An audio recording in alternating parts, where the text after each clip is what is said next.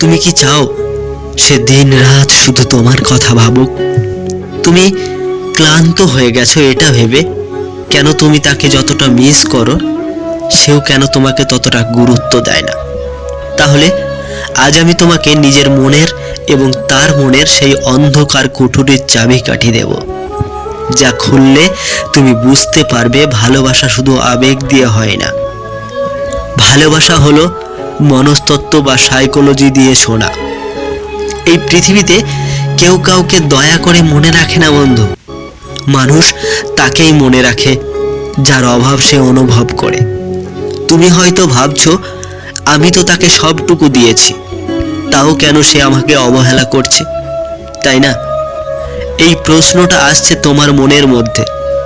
তাহলে আজকের এই ভিডিওটি তোমার জীবনের মোড় ঘুরিয়ে দেবে। আমি তোমাকে গ্যারান্টি দিচ্ছি, যদি তুমি আজকের এই কথাগুলো নিজের জীবনে প্রয়োগ করতে পারো, তবে যে মানুষটি আজ তোমাকে মেসেজ করার সময় পায় না, সেই মানুষটি কাল তোমাকে রিপ্লাইয়ের জন্য চাতক পাখির মতো বসে থাকবে।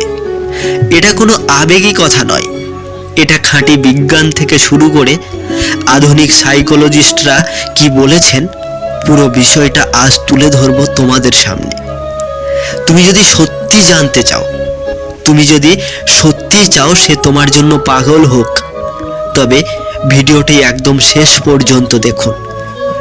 মাঝপথে ছেড়ে গেলে তুমি সেই আগের মতো পুরনো অসহায় প্রেমিকের লিস্টে থেকে যাবে। তাই সিদ্ধান্তটা তোমার হাতে।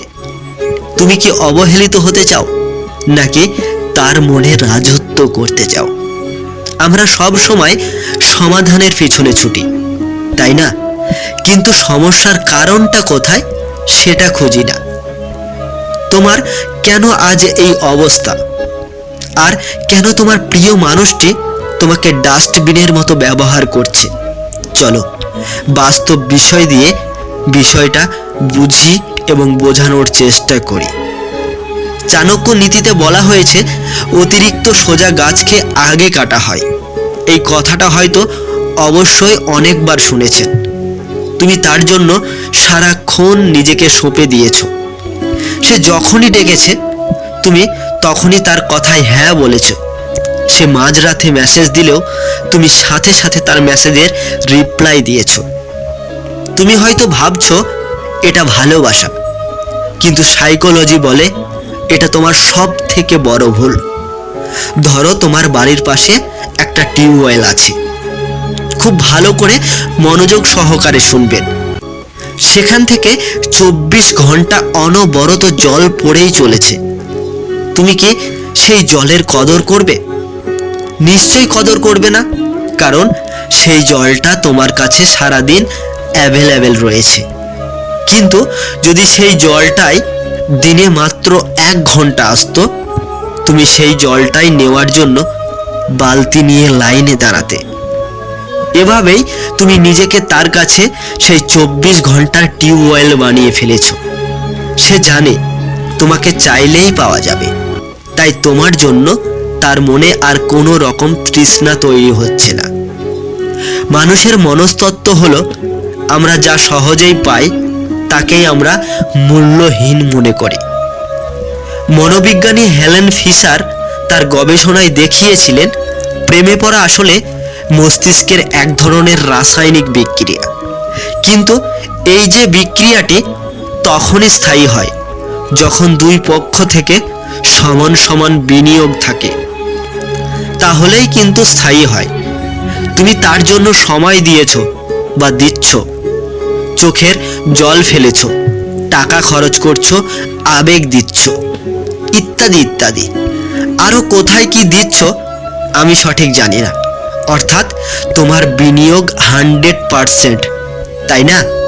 তুমি সময় দিচ্ছ, চোখের জল ফেলছো, টাকা খরচ করছো, আবেগ দিচ্ছ। তোমার দিক দিয়ে তুমি 100% তাকে দিচ্ছ, আর সে শুধু তোমার কাছ থেকে নিচ্ছে।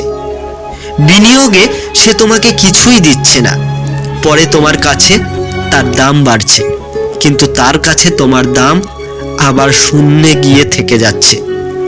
মানে তোমার দাম একেবারে জিরো হয়ে গেছে, কারণ সে তোমার জন্য শ্রম দিচ্ছে না, কারণ সে না চাইতেই তোমার কাছে ভালোবাসা পাচ্ছে, অর্থ পাচ্ছে, সময় পাচ্ছে। মানে তোমার কাছে না চাইতেই সে সব কিছু পেয়ে যাচ্ছে, কোনো শ্রম ছাড়াই। তাহলে তার কাছে তোমার দাম কতটা থাকবে বলো তো? সহজেই তো সে সব কিছু পেয়ে যাচ্ছে।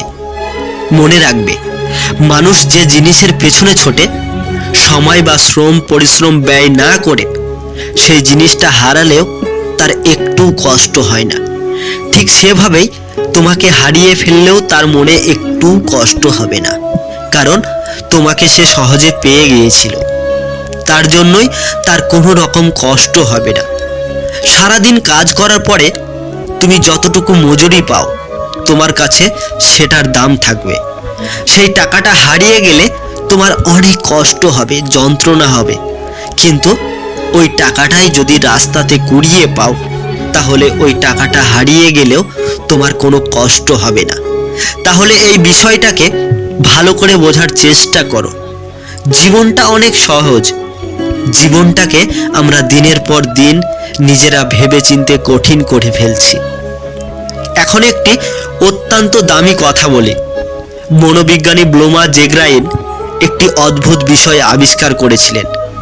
এটাকে বলা হয়েছে জেগার্নিক এফেক্ট। সহজ ভাষায় মানুষের মনস্তত্ত্ব অসমাপ্ত কাজ বা অসম্পূর্ণ কথা বেশি মনে রাখে। তুমি কি করছো?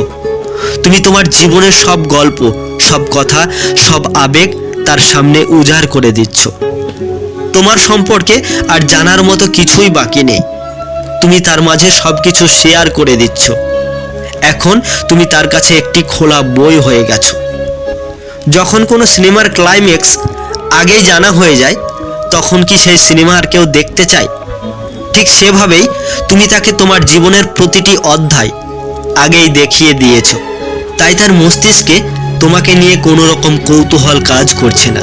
সে কেন তোমাকে নিয়ে ভাববে বলো? তোমাকে নিয়ে ভাবার মতো আর কিছুই বাকি নেই।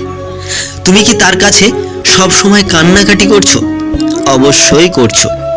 তুমি কেন আমাকে সময় দিচ্ছ না? তুমি কি আমাকে আর ভালোবাসো না? এই ধরনের যে আবেগী কথাগুলো তাকে তোমার প্রতি আরো বেশি করে বিরক্ত করে তুলছে।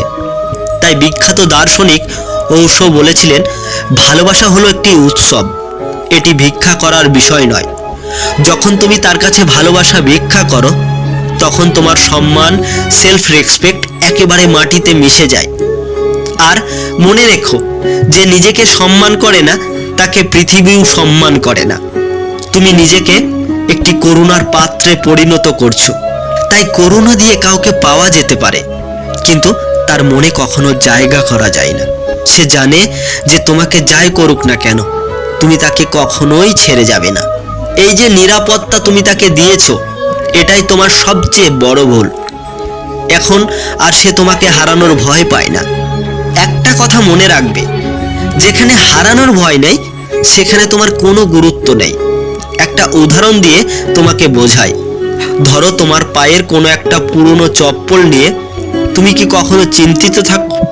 কারণ তুমি ভালোভাবে জানো যে ওটা কোনো একটা ডাস্টবিনে বা দরজার কোনো এক কোণে পড়ে থাকবে। কিন্তু তোমার ওই দামি ফোনটা হারিয়ে যাওয়ার ভয়ে তুমি সব সময় সতর্ক থাকো। ঠিক সেভাবেই তুমি নিজেকে ছেঁড়া চটি বানিয়ে ফেলেছো। সে ভালোভাবে জানে যে তুমি তাকে ছেড়ে কোথাও যাবে না। এই যে নিশ্চিন্ত থাকাটাই তাকে অন্য জায়গায় মন দিতে সাহায্য করছে। তোমার দিকে তার কোনো মন নেই বন্ধু। এই কথাগুলো হয়তো তোমার বুকে তীরের মতো বেঁধেছে বলো, কিন্তু বিশ্বাস করো বন্ধু, এটাই বাস্তব। তুমি তাকে ফেরেশতার মতো বিশ্বাস করেছো, কিন্তু সে তোমাকে একটা সাধারণ মানুষ হিসাবেও দেখছে না। কারণ তুমি তোমার নিজের জীবনের কেন্দ্রবিন্দু থেকে নিজেকে সরিয়ে তাকে বসিয়েছো। তোমার জীবনের কেন্দ্রবিন্দু এখন তুমি নয়, সে। তাই ওশো একটি দারুণ কথা বলেছিলেন, যদি সে ফিরে আসে তবে সে তোমার, আর যদি না আসে তবে সে কোনোদিনও তোমার ছিল না। কিন্তু তুমি কি করছো? তুমি তাকে শিকল দিয়ে বাঁধতে চাইছো, আর মানুষ শিকল দেখলেই পালাতে চায়। তোমার এই অতিরিক্ত কেয়ার তার কাছে এখন শ্বাস রোধ করার মতো হয়ে গেছে। বুঝতে পারছো বিষয়টা? তো আমি এখন তোমাকে তোমার ভুলগুলো দেখালাম। এখন সে কেন তোমাকে ভয় পাচ্ছে না, কেন সে তোমাকে ইগনোর করছে, কেন সে তোমাকে গুরুত্ব দিচ্ছে না, তো এখন আমি তোমাকে তোমার ভুলগুলো দেখালাম। কেন সে তোমাকে নিয়ে ভাবছে না, কেন সে তোমাকে ইগনোর করছে, কেন সে তোমাকে গুরুত্ব দিচ্ছে না। আশা করি কথাগুলো তোমার কাছে পরিষ্কার হয়ে গেছে। মনে রাখবে, সামনের মানুষটিকে বদলানোর আগে নিজের ভিতরের মানুষটিকে পরিবর্তন আনতে হবে। সাইকোলজি বলে, তুমি যখন নিজেকে বদলে ফেলবে তখন চারপাশের মানুষগুলো তোমাকে অন্য চোখে দেখতে শুরু করবে। সো এবার আমি এমন একটি গুরুত্বপূর্ণ কথা বলবো যেটি শুনলে তোমার অনেক কাজে আসবে। সো বন্ধুরা, ভিডিওটি একটু মিস না করে প্রথম থেকে শেষ পর্যন্ত মনোযোগ সহকারে দেখুন। এখন আমি কথা বলবো রিভার্স সাইকোলজি নিয়ে। কিভাবে কথা বললে, কিভাবে নিজেকে উপস্থাপন করলে সে এক মুহূর্তের জন্য তোমাকে মাথা থেকে সরাতে পারবে না। সে তোমাকে মেসেজ করবে, সে তোমার অভাব বোধ করবে, সে নিজেই স্বীকার করবে যে তোমাকে ছাড়া তার জীবন অন্ধকার। তুমি কি চাও আমি সেই জাদুকরী সমাধানগুলো তোমাকে বলি? তাহলে নিচে কমেন্ট করে জানাও, আমি নিজেকে বদলাতে প্রস্তুত। আমি দেখতে চাই কতজন মানুষ নিজের আত্মসম্মান ফিরে পেতে চায়। তোমাদের কমেন্ট আর আগ্রহ দেখলে আমার আরো বেশি বেশি ভিডিও বানাতে ভালো লাগবে। সো আমি সমস্যার গভীরে গিয়ে বিশ্লেষণ করেছিলাম, এই কথাগুলোর সাথে যদি নিজের জীবনকে মেলাতে পারো তাহলে বুঝতে পারবে তুমি সঠিক পথে আছো। তাই বন্ধু, এই পরবর্তী বিষয়গুলো খুবই মনোযোগ সহকারে শুনুন। তুমি আমার এই ভিডিওটি এখনো পর্যন্ত মনোযোগ সহকারে শুনছো মানে তুমি সত্যি লড়তে চাও। তুমি আগের মতো আর দুর্বল মানুষটি থাকতে চাও না, যাকে যখন তখন অবহেলা করা যায়। এই যে কথাগুলো আমি তোমাকে বলবো জীবনের বাইবেল হতে চলেছে বন্ধু। তো আমি আগেই বলেছিলাম, মানুষ অসম্পূর্ণ কাজ মনে রাখে। এবার এটা প্রয়োগ করো। কাউকে তোমার সব গোপন কথা খুলে বলো না, একেবারে বলে দিও না। যখন তার সাথে কথা বলবে, খুব ইন্টারেস্টিং কোনো কথা বলতে বলতে হঠাৎ থেমে যাও। বলো, একটা দারুণ জিনিস মনে পড়লো, কিন্তু এখন একটু ব্যস্ত আছি, পরে বলবো। বাস, এই যে তুমি একটু লুক তৈরি করলে, এটা তার মস্তিষ্কে অনবরত ঘুরতে থাকবে। আর এটাকে সাইকোলজিতে বলা হয় মনোকনগ্রেটিভ টেনশন। সো সারা দিন ভাববে তুমি কি বলতে চেয়েছিলে। মানুষের মস্তিষ্ক এই অসম্পূর্ণ তথ্য পূরণ করার জন্য ছটফট করে। যখন তুমি তার মাথার ভিতরে এই কেন বা কি তৈরি করতে পারবে, তখনই সে তোমার কথা ভাবতে বাধ্য হবে। তুমি তার অজান্তেই তার মস্তিষ্কের দখল নিয়ে নিলে। তো এটা গেল টেম্পোরারি ভাবার কথা। আমি চাইছি পার্মানেন্টলি তুমি তার মাথায় ঘুরবে। তো সেটা আমি তোমাকে এখন বলবো। তো গুরুত্ব কমানোর যে খেলাটা, রিভার্স সাইকোলজি মানে হলো মানুষকে যা করতে বারণ করবে সে সেটাই বেশি করে করে। তুমি তাকে এতদিন বলেছো আমাকে সম্মান দাও, আমাকে সময় দাও, আমাকে গুরুত্ব দাও, আমাকে ভালোবাসো, কিন্তু সে দেয়নি। এবার ঠিক তার উল্টোটা করো। তাকে বোঝাও তুমি তাকে ছাড়াও খুব ভালো আছো। সে যখন মেসেজ করবে সাথে সাথে রিপ্লাই দেবে না, অন্তত 1 থেকে 2 ঘন্টা পর রিপ্লাই দাও। কল করলে সেই একই রকম খুব ছোট করে রিপ্লাই দাও। সে যদি জিজ্ঞাসা করে কেমন আছো, শুধু বলো ভালো, বাস, আর কিছু না। তুমি যখন তার প্রতি আকর্ষণ কমানো শুরু করবে, সে তখন তোমার প্রতি আকর্ষণ অনুভব করতে শুরু করবে। সে ভাববে, আরে যে মানুষটা আমার জন্য পাগল ছিল এখন হঠাৎ কি হলো? সে কি অন্য কাউকে পেয়ে গেল? এই যে হারানোর ভয়, কেয়ার অফ লস, এটাই তাকে তোমার কাছে টেনে আনবে। তো আর একটা বিষয় খুব ভালো করে মনে রাখবে, সেটা হলো পুশ অ্যান্ড পুল মেথড। এটা প্রেমের ক্ষেত্রে সব থেকে মারাত্মক সাইকোলজিক্যাল টেকনিক। একদিন তাকে খুব গুরুত্ব দাও, তার সাথে খুব ভালো ব্যবহার করো, তাকে মেঘের উপরে তুলিয়ে দাও, যেন খোলা আকাশে মেঘের মতো উড়ে বেড়ায়। তারপরে 2-3 দিন তাকে একদম পাত্তা দিও না। মানে প্রথমে তাকে তুমি গুরুত্ব দিলে, তাকে তোমার কাছে টানলে, তারপর কি করলে? তুমি তাকে 2-3 দিন একেবারে পাত্তা দিলে না। সে তোমার প্রতি কনফিউজড হয়ে যাবে। মানুষের মন সেই জিনিসের পেছনে ছোটে যা সে বুঝতে পারে না। তুমি যখন প্রেডিক্টেবল হয়ে যাও, তুমি যখন বোরিং হয়ে যাও, কিন্তু যখন তুমি আনপ্রেডিক্টেবল হবে, তখন সে সারাক্ষণ তোমাকে নিয়ে রিসার্চ করবে। সে বুঝতে পারবে না তুমি তাকে ভালোবাসো নাকি ভালোবাসো না। এই যে দোলাচল, তাকে তোমার নেশায় বধ করে রাখবে। চাণক্য বলেছিলেন, নিজের শত্রু বা প্রতিযোগীকে হারাতে হলে আগে নিজেকে শক্তিশালী করো। তোমার সোশ্যাল মিডিয়া প্রোফাইলকে হাতিয়ার বানাও। বিষণ্ণ বা কষ্টের স্ট্যাটাস দেওয়া বন্ধ করো। তারপরে তুমি হাসি খুশি ছবি দাও, বন্ধুদের সাথে আড্ডা দেওয়ার ছবি দাও, যেন সে দেখতে পায় যে সে ছাড়াও তোমার একটা বিশাল জগৎ আছে। তুমি সেখানে রাজা বা রানীর মতো আছো। আর যখন সে দেখবে তোমার জীবনে আনন্দের অভাব নেই, তখন সে সেই আনন্দের অংশ হতে চাইবে। মানুষ সব সময় সফল এবং সুখী মানুষের সাথে থাকতে চায়, দুঃখী মানুষের সাথে নয়। এরপরে আমি যে বিষয়টা নিয়ে বলছি, no contact rules, the power of silence. এটা প্রেমের ক্ষেত্রে সবচাইতে মারাত্মক একটা রুলস। যদি পরিস্থিতি খুব খারাপ হয়, তবে আজ থেকেই নো কন্ট্যাক্ট রুল শুরু করো। টানা 21 দিন তার সাথে কোনো যোগাযোগ করবে না। জানি কষ্ট হবে, যন্ত্রণা হবে, ছটফট করবে, ভেঙে চুরমার হয়ে যাবে, কিন্তু যোগাযোগ করবে না। কোনো কল না, কোনো মেসেজ না, এমনকি তার স্টোরি দেখা পর্যন্তও বন্ধ করে দাও। এই যে নিস্তব্ধতা, তাকে চিৎকার করে তোমার কথা মনে করাবে। নীরবতা হলো সব থেকে বড় প্রতিশোধ। সে ভাববে তুমি কি তাকে ভুলে গেলে। এই যে অনিশ্চয়তা, এটাই মানুষের মস্তিষ্ককে নাড়িয়ে দেয়। তাই 21 দিন পর যখন তুমি ফিরবে, যদি সে এর মধ্যে নাও ফিরে আসে, তখন যদি তুমি নিজেই তার কাছে ফিরে যাও, দেখবে তার ব্যবহার পুরোপুরি বদলে গেছে। আমি গ্যারান্টি দিয়ে বলছি। তাই হেলেন ফিশার বলেছিলেন, মানুষ তার প্রতি আকৃষ্ট হয় যার ব্যক্তিত্ব প্রবল। তুমি যদি নিজের ব্যক্তিত্ব বিসর্জন দিয়ে তার পায়ের তলায় পড়ে থাকো, তবে সে তোমাকে লাথি মারবেই মারবে। আজ থেকে নিজের জন্য বাঁচো, নিজের ক্যারিয়ার নিয়ে, নিজের শরীর, নিজের শখের পিছনে সময় দাও। যখন তুমি নিজেকে ভালোবাসতে শুরু করবে, তখন সেও তোমাকে ভালোবাসতে বাধ্য হবে। মনে রাখবে, তুমি পৃথিবীর কারো অপশন নও, তুমি একজন প্রিমিয়াম মানুষ। নিজেকে সেইভাবেই তৈরি করো। তাই অন্ধকার শেষে আশার আলো জাগাতে বন্ধু, আজকের এই কথাগুলো হয়তো কলিজায় লেগেছে, কিন্তু এই আঘাতটাই দরকার ছিল। আমি চাই না তুমি আর এক মুহূর্ত নষ্ট করো। সেই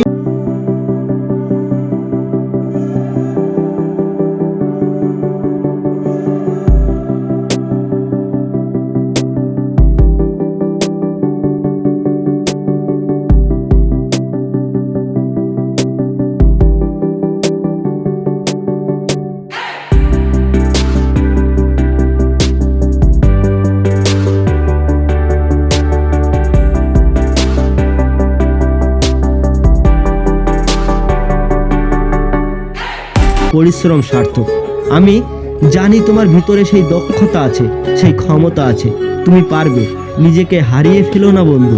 এই ভিডিওটি তাদের সাথে শেয়ার করো যারা এই মুহূর্তে তোমার মতো কষ্টে আছে। আর অবশ্যই কমেন্ট বক্সে লিখে যাও যে আজ থেকে আমি নিজের জীবনে রাজা, কিংবা আজ থেকে আমি নিজের জীবনের রানী। আমি তোমাদের প্রত্যেকের কমেন্ট পড়ব এবং পড়ি বা তোমাদের পাশে থাকবো। মনে রেখো বন্ধু, পৃথিবী তাকেই মনে রাখে যে নিজেকে মনে রাখে। ভিডিও শেষ প্রান্তে এসে তোমাকে আর একটা গভীর সত্য কথা বলি। এতক্ষণ যে টেকনিক বা সাইকোলজির কথা বললাম, সেগুলো কাজ করবেই করবে, সেটা নিয়ে কোনো সন্দেহ নেই। কিন্তু দিন শেষে একটা কথা মনে রেখো, তুমি কারোর জন্য অপশন নও, তুমি কারোর জীবনে অবহেলার পাত্র নও।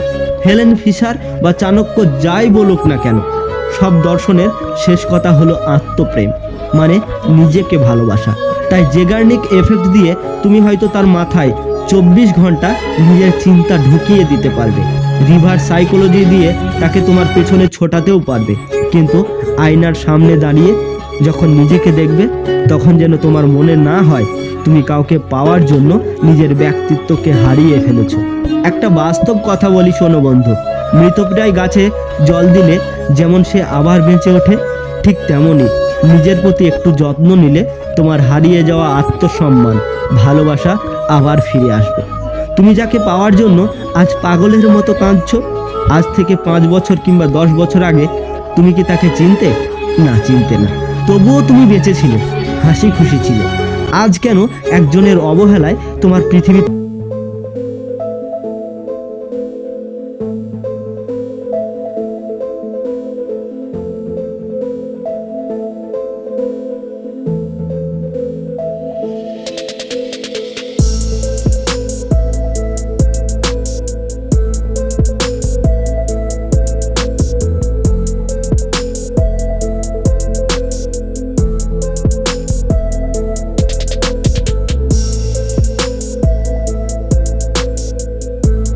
হবে? কিন্তু এই স্বার্থপর পৃথিবীতে নিজের দাম বজায় রাখাটা একটা যুদ্ধ। আজ থেকে সেই যুদ্ধটা শুরু করো। আজ থেকে তুমি প্রতিজ্ঞা করো যে আর কারোর জন্য তুমি কাঁদবে না, বরং নিজেকে এমনভাবে তৈরি করবে যেন তোমাকে হারানোর ভয়ে অন্য কেউ কাঁদে। তোমার জীবনটা অনেক দামি, সেটাকে অবহেলা করে ডাস্টবিনে ফেলে দিও না। আমি বিশ্বাস করি আজ থেকেই তোমার ফোনের নোটিফিকেশন নয়, তোমার নিজের উন্নতি তোমাকে বেশি আনন্দ দেবে। আর যেদিন নিজেকে নিয়ে গর্ব করতে পারবে, সেদিন দেখবে পুরো পৃথিবী তোমার প্রেমে পড়েছে। তাই ভিডিও শেষে একটাই কথা বলবো, তুমি নিজেই নিজের হিরো হও। পার্শ্ব চরিত্র হয়ে কারো গল্পের ভিড় বাড়িও না। যদি আজকের এই কথাগুলো তোমার হৃদয়ে একটু আশার আলো জাগে, তাহলে আমি মনে করব আমার পরিশ্রম সার্থক হয়েছে। ভালো থেকো, সুস্থ থেকো বন্ধু। দেখা হবে আবারও একটি নতুন ভিডিওর সাথে।